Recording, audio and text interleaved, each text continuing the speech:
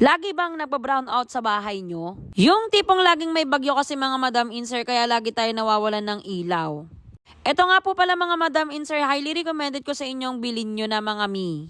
Bali, buy one take one na nga po pala itong nabili natin. Meron nga po pala itong 30,000 watch at yung isa naman po is 10,000 watch po.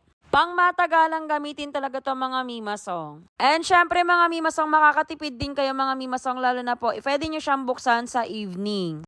Complete set na rin nga po pala itong dumating sa atin mga Madam Insert.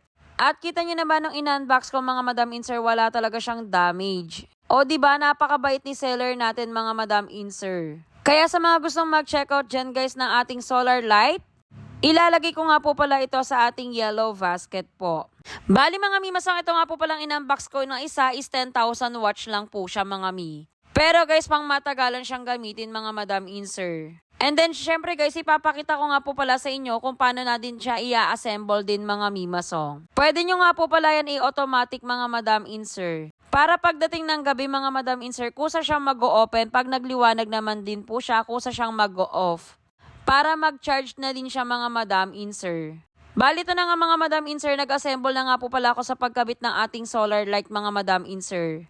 At ipapakita ko rin sa inyo yung different niya mga Madam Insert ha.